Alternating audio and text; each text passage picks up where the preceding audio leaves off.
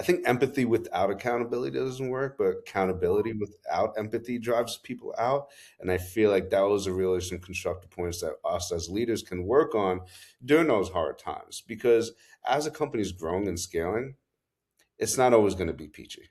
And that's the honest truth. And it's being able to pivot and understand what are the roadblocks, what are the concerns in the team, but always asking the questions on why. Why does someone feel like this? Why is it impacting them? At Elements of Culture, we sit down with experts in leadership and team building to explore the DNA that drives a thriving organization. Hi, everyone. Welcome to Elements of Culture. My name is Taryn, and I'm joined today with my co-host, Julie. And I'm so excited to introduce our next guest with us that we have. Welcome to the podcast, Vinny Minhas.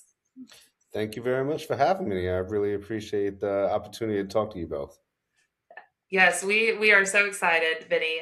You are the head of sales currently at a company called MarqVision, and you're the head of sales over the Americas. Tell us a little bit what you do there, a little bit about your background. We love to have just ebb and flow in conversations, but give our listeners just kind of your own personal background, if you would, please. Yeah, of course. So I lead the sales team for a legal tech company, and we use a lot of AI in our day to day. So I've spent most of my career just building and scaling teams across different stages of growth. So a big part of my role is like working with a lot of leaders and how to drive performance without burning out the people itself. But that experience has really shaped me and about how I think about leadership, culture, and why people actually stay on sales teams as well.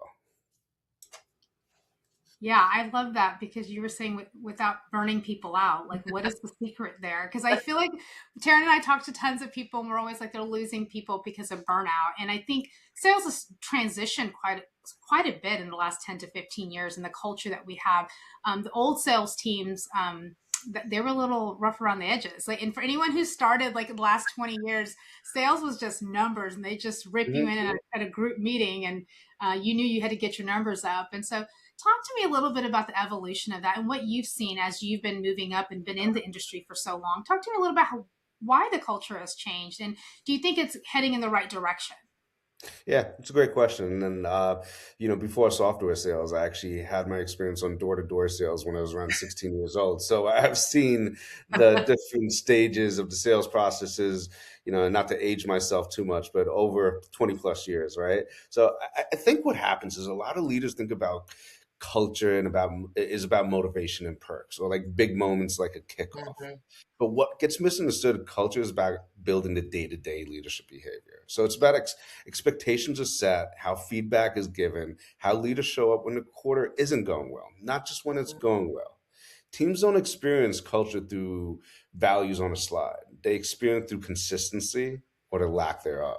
So when leadership changes under pressure, people start looking elsewhere if they can't look at their leadership with confidence as well. So a lot of it are different components that play a well part into it. It's not always just compensation. It's not always just a great pizza party or a great sales kickoff. There's a lot more ingredients that go into the mix to make a successful sales team that stays. Yeah, that's so good, Vinny. I can't tell you, Julie and I have had many conversations where we're so tired of the pizza parties, right? I remember those days. Please spend those resources elsewhere, please.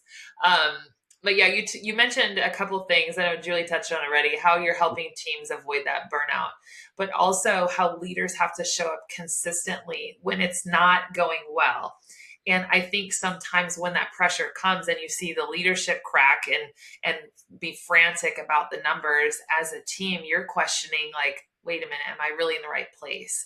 Right. So can you give us just a couple of examples just over your experience, or maybe it's in your peer group too? What are some ways that healthy leaders do show up in those moments where there's consistency? What does that look like maybe you just break that down a little bit? Yeah, I think empathy is typically lost, right? The best leaders have empathy and they show up as a human being. So that's about understanding strengths and weaknesses on the team and what motivates them and what doesn't. So when the pressure moment does happen, you are able to look at your team and be able to communicate with them and leverage how you know them to really push them forward and motivate them. Most leaders manage everyone the same way. When things get tough, they have the same answer and they have a big group meeting. But sometimes having that one on one time with your team helps them make them feel understood as individuals and not treat it like just a big team and just a big philosophy itself. So I think empathy without accountability doesn't work, but accountability without empathy drives people out. And I feel like those are really some constructive points that us as leaders can work on during those hard times. Because as a company's growing and scaling, it's not always going to be peachy. And that's the honest truth. And it's being able to pivot and understand what are the roadblocks, what are the concerns in the team, but always asking the questions on why.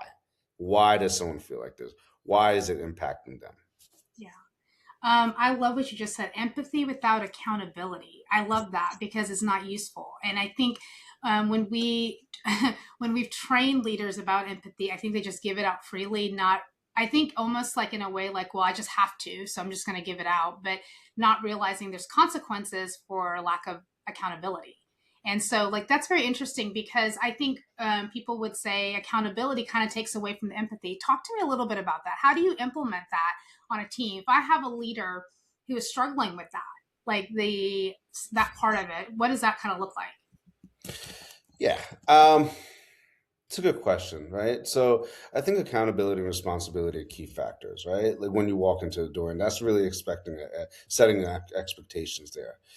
But if you're not empathetic around the process and understanding why someone's not able to be accountable for their numbers or why they're not striving for it, what's going on in their personal environment, like what's Yeah. going on in their day to day. It could be something trivial they just really need a little bit of support from, or they just need a little bit of time and they need that reset moment. So I always go back to just asking the why on somebody, right? If somebody's Mm-hmm. performing well, if they start performing poorly after a quarter, why is that really happening, right? Sometimes it's not about numbers. So, like, you have to be empathetic sometimes to a situation. Maybe there's something going on in their personal life and they're all alone within the process. And that's where the empathy really comes in, right? And that's how you can hold yourself accountable as a leader, in my perspective. Yeah, I think that's true, Vinny. Now, I want to touch on this too. I love what we're talking about, the empathy. That's really, I think, on an individual kind of level and allowing the team, to really have space. And be seen, be heard with their concerns or whatever that looks like. But you have quite a sales background. You mentioned you started out young, door to door sales. So you've grown in your sales career over the years. I'm sure sales have not only evolved, but the team dynamics have evolved as well. You mentioned before we started the conversation about how you make a team gel. How do you get a team to really partner together and kind of go after that goal together? There's also been transitions. Sometimes you inherit teams. Maybe they weren't your own personal hires. However, you have to get the team to gel. What does that look like? What experiences can you share about really driving the team forward? Yeah. I think today leaders got to be a little more intentional. So teams gel when there's shared context, not just shared targets, right? So that means clear roles, clear ownerships, and regular communications on why are decisions being made and who does it impact and what the benefit of it is. So it also means creating like an environment where people can ask for help, be Mhm. collaborative across roles, and learn from each other. So at the end of the day, that's how I believe teams will gel together. Because you have to understand from different departments, there are different priorities. So if there's a shift from a different department that's affecting a different team, they have to understand why is that happening, right? Now, it could be as simple as, hey, we're asking for multi-year contracts and upfront payments, right? But you have to understand why is finance asking for that? What's the real cause for it, right? And I think once people start to understand that's more for the health of the business and for long-term strategy that's going to benefit that's everyone involved, that's what helps create those gelling moments. I've seen many different leaders that I've reported to in the past, and they just say, "Hey, we're going to do things X, Y, Z just going forward on a snap of a moment." But the ones that you really felt bought into the process is they explain to you what happens if we continue to go down this path. What are those end? What's the end result, right? What do we do to pivot, and how is that going to result to benefit us as a company, but also a team? So I do firmly believe that you have to be very transparent and upfront. And sometimes sugarcoating may not lead to the best ways of things, but you have to be pretty direct and tell them why it's going to benefit to them. And it's always going to go back to me on the why. Mhm. Yeah, I agree. I think we don't give our teams the benefit of the doubt. I don't think leadership gives people, their employees, the benefit of the doubt. I think we always think like just put the what we're going to do and it's fine. Like they'll do it. And it's kind of like people want to know like, well, why is this happening? Why are we shifting? Especially if you want buy-in. Hmm. Like if some people are like, tell me how high to jump and I'll jump. And I'm like, I'm not jumping anything. I'm not injuring anything. I need to know why I'm jumping, how long I'm jumping. So it just depends. I think the why is so important for people, especially now. Hmm. People are looking for purpose in where they work. They want to be comfortable and feel safe in where they work. So I think that's absolutely essential. So I would love to know, like, Taryn and I always talk about a lot of the things that we've learned over the years is what not to do. Like we have seen leadership make decisions, and we've seen people who are like, "Oh, that just did not go well." Over the course of your career, like, have you ever seen? And you don't have to name drop or anything, but have you ever seen or noticed something you're like, "Man, I'm never going to do that," and that was so detrimental to the team? And or are we moving so quickly culturally in the workplace? Because I was telling Taryn, corporate America 15 years ago was like a whole nother world. And Hmm. when I see it now, when I talk to leaders like you and other leaders, I'm just blown away about like, is that really how it is now? Like, has it changed that much? Like, it's almost shocking to me. Talk to me a little bit about what you've seen that you've seen other leaders doing. You're like, I would never do that. And or vice versa. I love that. Like this works. And when as I'm leading my teams, I'm definitely going to do this or I do it currently. Anything specific that comes to mind for you? Because I know for us, I'm like, oh, like I'll never do that. Like that's something I'm never going to do. Like I had a dry eraser marker thrown at me once. I remember that during a meeting. Now, I love all my managers, so I've never had any bad, Yeah. but they knew me very well enough to, throw that at me because of my numbers. But, Hmm. like that's probably going to end somebody in HR at this point. But like back then it was fine. It was considered okay. Like nobody like cared about things like that. But anything you can think of that you like, I'm like, that's not something I'm going to do. Yeah, it's a funny story. So I actually had one of those big Cisco phones thrown at me in my early days of cold calling. So I dodged that pretty quickly. But I'd say that's one thing not to do as well, from multiple different standpoints. But that's another topic we can kind of discuss about. But I think what happens is leaderships also assume speed equals decisiveness, right? But when changes happens without context or being feeling blindsided, that's when the culture takes the hit, right? So one thing to do is not to treat change like a one-time announcement. Don't roll out a change, send out a message, and move on. Like everything's dandy and a-okay. Teams need repetition. They need clarity. They need the space to ask questions. And when that doesn't happen, people fill in the gaps themselves. And I've experienced this over a number of years, right? When there's a change of direction, change in leadership, they make that announcement and you never hear from it ever again. But sometimes you need that pause, that check in to really go back to see how is the team doing and really give them a safe place to ask questions when they really need to. So, I'd weigh that second to not throwing the phone at somebody, but that's one of the things I would definitely look for. And when corporate moves very quickly, I think the issue isn't speed, is sequencing it, right? Strategy can be fast, but people need to understand like how it affects them. So when you don't slow down and understand the human side of the change, it erodes that decision itself. So So that's my so opinion. don't throw Cisco phones. That's what you're saying. Yeah, That yeah, are like definitely this not. big, by the way. They're massive. They were huge back in the day. Now, cell phones have gotten a little bit smaller. I'm sure it wouldn't hurt as much, but hey, it might get you to do some dials. That's funny. One of the, I guess, consistent themes that you're talking about, Vinny, is communication. And Julie and I, this is just a topic that we're both passionate about, but I can't help but connect the dots with clear communication and consistent communication with the team, because what I'm hearing is when you are having that, it's creating an environment that's creates space for your team, but it's safe. It brings clarity. And so much of the healthy culture within corporate teams, within sales teams, so much of that healthy level of culture comes with clear communication, consistent communication, and leaving room for the team to reciprocate that back to the leadership. And so I want to commend you in that, in the journey that you've had even till now, and being able to lead a team. Now, maybe folks are out there watching and listening. They're like, hey, I want to join Vinny's team. He's the kind of leader, I would work for. They can hit you up on LinkedIn.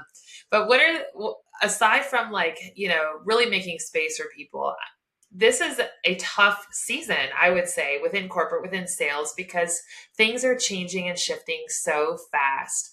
In the world of tech, in the world of software and AI, things change so rapidly. So how do you keep your team motivated, on task? What are the things, even you personally, that you're kind of setting your sights on regularly to stay on top of things in the sales leadership role?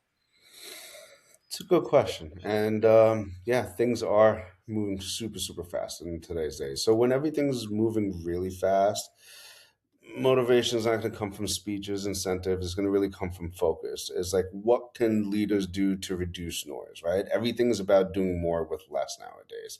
And we have a lot of tech tools that can really enable us. But when the priorities are constantly shifting, everything just is going to feel urgent. So it's about being ruthless when time matters and explaining those priorities. Another piece is like recognition. So when things move too quickly, leaders often forget to acknowledge the effort and progress that goes into about what's going next. So taking time to recognize those wins, even if it's small, helps people feel engaged and the team feel engaged. So they still feel like work still matters in that change itself. So I think motivation today isn't about like pushing harder. It's about creating clarity and focus, using the tools at our disposal to do more with less, right? There's great tools that you can use during AI for research, taking transcripts and then inputting it in to really dive into the notes itself, whether it's to update your CRM fields. We didn't have that, many years ago. So that is definitely a luxury. But what I often see sometimes is someone that's been doing sales for a long time and didn't have these tools, they sometimes don't want to use the tools because they don't feel like it makes them smarter. They almost feel like it makes them numb, right? So it's important about establishing why tools are important. How does it kind of streamline things on a day-to-day basis? This way you can be more productive and you still fall in sync with what's important today. Yeah, I agree. We get a lot of feedback. I do from people on sales teams, and they're like the CRM. Some of them don't know how to code that data. Like they don't know what that data is providing them. Like how long were you on a call? Like how many cold calls did you make? And like those type of things, like helping them understand what the data even means. Mhm. So for some of them, they're just kind of like, yeah, whatever. Those are what the numbers are. Like it's not giving me any solutions. And so I think people spend a lot of money on these SaaS products to have these great. Some of the information now is like mind blowing to me, like what's on the CRM database, because I'm just like, man, I just got like, you suck 50% of the time. Like that's like literally what they would tell us. Like these calls didn't convert, but like now the information's so out there. Like, is there a method to the madness in helping them understand the numbers, or do you think that's just a personal thing? Some people just know how to drive sales with the information they have and assess without the information on the CRM. Like I don't know that it's always productive for everybody, is it? Or do you think so? No, I don't think it's productive for everyone. I think it goes back to it's not a one size fits all rule for anything that you do within leadership. So we're really about assessing it, right? But I think it's going back to the fundamentals. It's about accountability and responsibility, right? And I'm going to use an example that I lead with my team. When a person, individual is not meeting their quota, it's good to understand why you're not meeting the quota, not just looking at the raw numbers and saying they're not meeting the numbers, right? But then you kind of go into step one is pipeline. Do they have enough pipeline coverage? Great. They have enough pipeline coverage. What's their win rates, right? And then you'll probably start to uncover the win rates are not where they need to be at, right? Or if you understand the pipeline isn't where it needs to be at to establish the quota that the rep has, then you really need to start to go in deeper down to the funnel. Are they doing activity? Okay, activity checks off.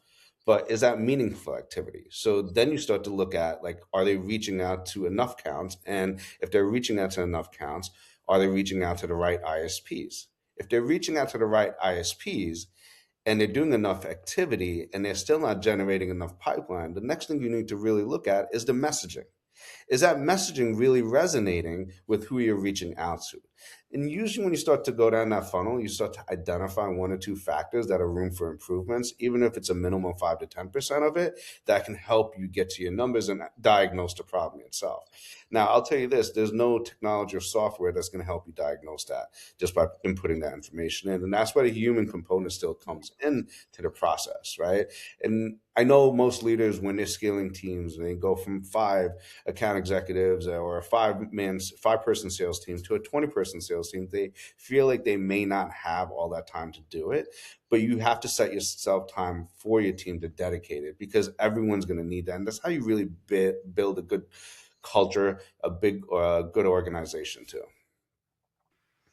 Yeah, that's so true, Vinny. Now you are over a large team, you're over America. So you have to have people, systems in place to help you identify those sales systems, I'm sure, and the folks that you manage. So tell me a little bit about what that looks like. You know, as a leader, you're the head of sales. How do you personally stay not just focused, but how do you manage your own personal balance of leading well, showing up for your team, while also taking care of you as an individual? Because sales can be tough. Sales can be challenging. There's a reason why sales is compensated well. However, it comes with stresses of it. And when you're managing, sales teams as well, it can be tough. So how do you, as a leader, for the organization, but as an individual, how do you hold that balance? Yeah, that's a personal struggle. I think everyone goes through, and I also currently go through as well, right? So I just had a child as well. He's 11 weeks old. So I think combination with the quarter ending and everything, Wow. You stretch pretty thin, and Sure. Congratulations. Maybe a little sleep deprived too. Yeah, I was going to say he's probably sleep deprived. oh yeah, sleep deprived most days, but he's doing so much better, right? I think Good. patience came with it. He's sleeping 7, 8 hours a night, so there's light at the end of the tunnel That's for you awesome. all that have newborns that are out there. But I'll be honest with you, if I told you right here I do such a fantastic job on creating that balance, I would be lying to you. And there are times that I am still struggling with that on a day to day basis. So it's a constant reminder for me to make sure that I focus and give personal time to myself.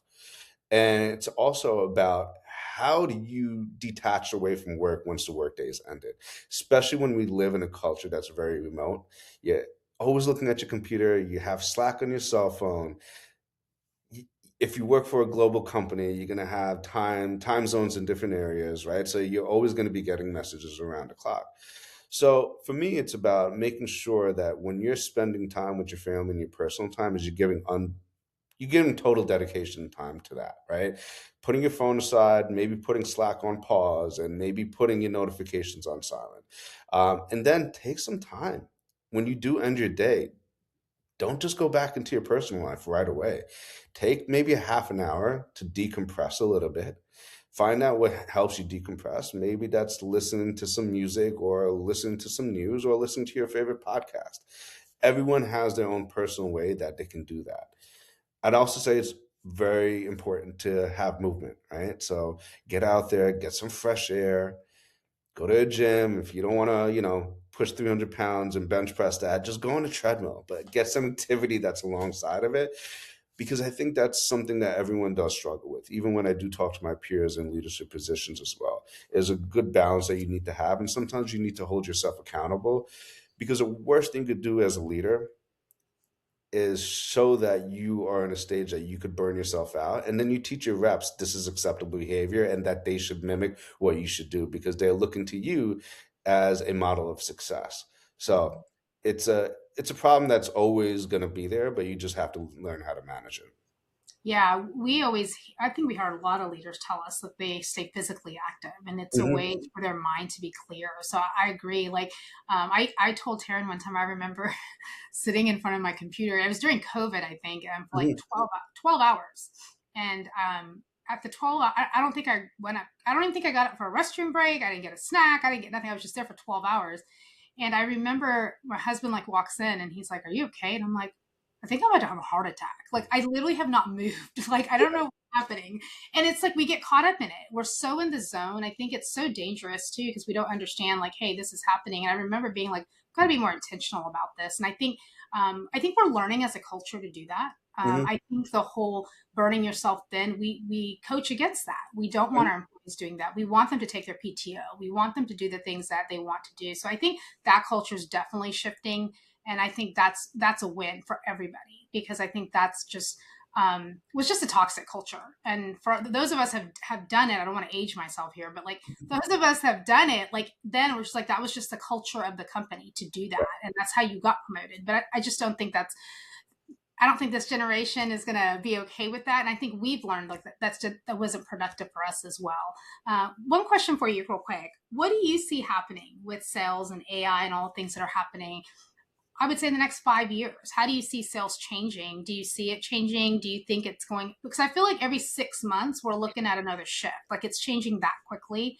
But do you think we'll be managing and dealing with the same issues in 5 years? And do you think AI is going to help us be better sales producers? I don't like, and so I want to know, like, if you think that could be an assistance and a help in the way we do things, and if there's any other keys culturally that you think could help in meeting the customer's needs, or being able to get more sales in a company. Hmm. It's a really good question. And I'd break it down like this. I think the buying journey has changed with AI. Why?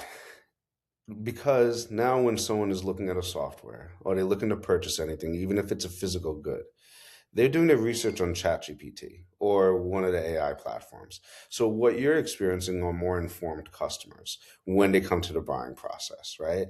Now, there are still communities and groups that they can access and touch point, but they will just go straight to AI, ChatGPT platforms and say, hey, I'm looking to buy X software. What are the top five rated out there? What are the pros and cons between them? So what you're going to come to is a more sophisticated buyer to the process, right? So number one, now that you're having more of a sophisticated buyer, you're going to have to make sure that you have that readiness of understanding and being expert into your space and understanding the competitive landscape that's out there. And you have to really understand, what is that person searching for and what are the results that they're really getting. This way you can really attach them to their buying process itself. So I'll pause right there, but I think that's a shift on the buying side of it. Um, but then there's also a shift on how you sell today. Yeah, no, I agree, because I feel like we are more informed. Mhm. I'm looking up reviews even when I'm at a physical store for anything I buy. Like, is this good? Like, what are people saying? So, like, we are more informed. We have more information, I think, at our fingertips. And so I think it would have to force some level of the way we sell. Mhm. Um, like, I think about, I actually found some paperwork as I was moving on the pitch that we used to have to pitch, and Mhm. I read it now and I'm like, I'm cringing. And Mhm. like, this would even work. Like, who would listen to this and think this is a great sales pitch? It's like, we cringe at it because it was so like lacking authenticity, and it's pressuring them in a way that they don't like. And now we're like, people would know just as much information about a product or a service as we do. So they're asking us follow-up questions. And so that's interesting to me. Do you think AI has, even though AI is there and people are going on ChatGPT and being formed as a better consumer, do you think what needs to change in sales that way? Like, what do you think will actually need to be a change? So I think sales needs to understand, how do you show up on those ChatGPT results, right? How does it position you? Because it's not always 100% accurate. I think, at one of the companies I was working for, they had looked up ChatGPT and they said, I heard your service is only $25 per month and you're the cheapest and best that's out there. And we're about, 100x that for that type of service. So there was definitely a disconnect. So understanding how you really show up on those platforms and then leveraging the platforms and technologies to the process itself, right? You know, we used to have to build presentation decks, business cases from scratch, look up everything, company financials. We had to look in different areas. So sellers have to be a little bit more instinctual, but also more direct and intentful on how they're searching the data that's on these platforms and use those technologies to help build your processes and business cases along the ways, right? And then you can really understand, like, what is really the business impact. And if you don't have the business impact, you can also have conversations to understand what are the gaps that might be being seen that you're not uncovering, and what type of questions that you really need to ask. So I do feel I mean, not I feel, I know it's going to be such a big, large part of the component. And those who don't use AI on the day to day will probably be left behind in certain aspects, definitely in sales. Now, sales is always buying from who you feel comfortable with. So that human touch is always going to be very important because they buy from who you trust with and who they like. I'm a still firm believer about that. You can have a great sales process, you can have a great product, but if the person on the other side, or the phone, or the Zoom invite is not someone that you enjoy or feel comfortable speaking to, you might lose that deal on that end too. Hmm. Yeah, I agree with you, Vinny. It's like, we can talk all day long about AI and all these amazing tools that certainly bring efficiencies in many areas. But the human element is something that I think we will continue to see where there's incredible value when it comes to sales, when it comes to the relationship side of any business and any industry, because people are truly looking for that authenticity to connect with another individual. And to your point, too, you can have all the data points, but it still takes that human thought process to connect maybe some of those dots differently and having those insights. Vinny, this conversation has been great. Have so enjoyed just your style of leadership and the way that you manage your team. Before we wrap up this call, I want to ask you, you've been in sales for such a long time, not to really date you. And when I say that, I mean, you probably have, it sounds horrible. I'm so sorry. But like No, you probably have like some sort of, I don't know, maybe it's a coach, a mentor somewhere along the way where they've given you just tremendous advice, or maybe it was a book, maybe it was, a speaker or something like that. What has really kind of held you to the task throughout your years of sales, throughout your years of leadership, and now into parenthood? What are the things that really keep you going? Is it a quote? Is it a book? Is it anything that you want to leave behind with listeners before we wrap up this conversation today? it's a good question. I mean, I have many different peers and mentors, and I always like to have them within our industry, but also not what I do on a day to day basis. But one thing that the overarching theme that I got from everybody was don't trade clarity for speed. You'll Mm, always lose people every time, whether so, that's in your personal life or in your professional career as well. And that's really been consistent. I've been fortunate enough to have mentors in the tech side, financial side, in the medical side, and just you seek life advice from. And that's the overarching theme that's most resonated with me. So once again, don't trade clarity for speed. You're going to lose people every single time. that's so good because and I have to just comment this real quick because when I think about sales, you automatically think like volume, volume, volume, let's go, let's go, let's go. But if you don't have that clarity, you're not going to have productive sales, right? And so clarity without speed. Yeah, so good. Julie, did Yes. you want to comment one more thing?